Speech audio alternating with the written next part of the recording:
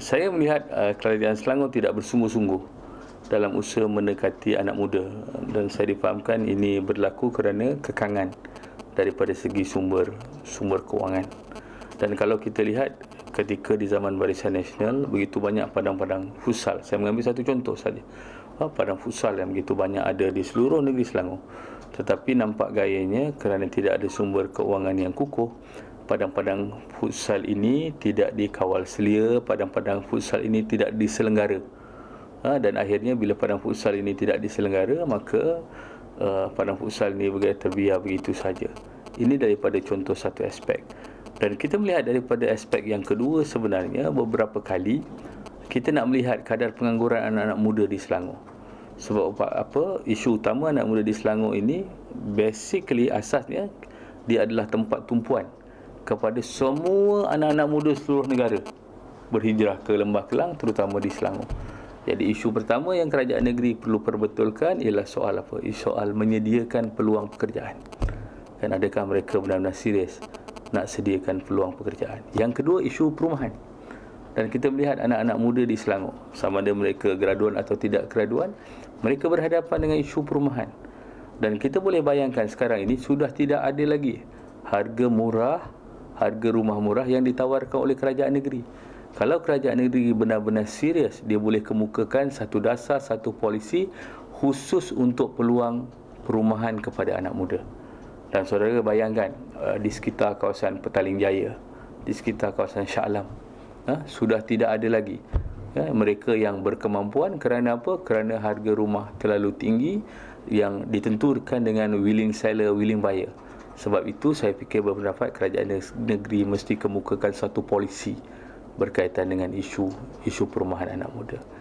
Ada banyak lagi kaedah, ada banyak lagi isu. Ini baru dua perkara. Perkara yang ketiga yang kerajaan harus lihat ialah daripada segi pendidikan. Negeri Selangor dia ada dua cabang pendidikan. Yang pertama daripada segi UNISEL, Yang kedua mereka ada KUIS, Dan ketiga mereka ada apa yang disebut sebagai industri, college industri yang ada di Selangor itu sendiri. Dan ternyata apabila UNISEL ini 5 tahun berturut-turut mereka rugi 30 juta ringgit. Yang sekarang ini sama ada tidak kira di kampus Bestari ataupun di kampus Shah Alam. Daripada segi status keuangannya sangat mendukacitakan. Ini kerana mengapa perkara-perkara ini berlaku? Mengapa penambahbaikan tidak dibuat daripada segi UNISEL itu sendiri? Dan UNISEL ni asas penubuhannya adalah sebagai feeding kepada tidak kira orang Melayu, orang Cina ataupun orang India untuk menyediakan peluang pekerjaan kepada sebuah negeri maju. Jadi apakah yang berlaku pada hari ini? Kita boleh bayangkan kampus UNISEL hanya ada 45 orang daripada kaum Tionghoa belajar di UNISEL. Sedangkan asas penubuhannya adalah memberi peluang kepada setiap kaum. Itu baru kita melihat daripada segi komposisi pelajar. Kita melihat daripada segi kursus-kursus yang dikemukakan. Ada satu kursus kuantitatif. Mereka hanya ada 2 orang pelajar tetapi 10 orang pensyarah. Ada banyak sekali lagi isu-isu yang saya kemukakan daripada segi pendidikan itu sendiri.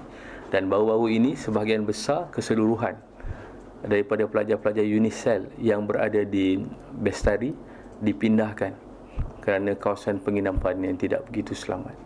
Jadi perkara-perkara ini kerajaan negeri mesti ambil peranan dan perhatian.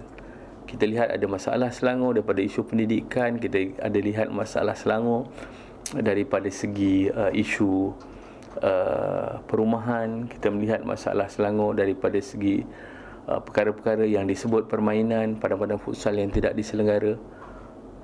Ini sebenarnya mesti diambil perhatian oleh pihak kerajaan negeri Selangor. Dan kelihatannya kerajaan negeri Selangor ini tidak bersedia untuk mengemukakan program-program yang berorientasikan anak muda. Mereka tidak memberikan keutamaan. Dan saya fikir sebahagian besar daripada masa mereka ni, mereka biarkan untuk berpolitik. Dan kalau mereka betul-betul fokus, saya fikir banyak perkara yang mereka boleh selesaikan.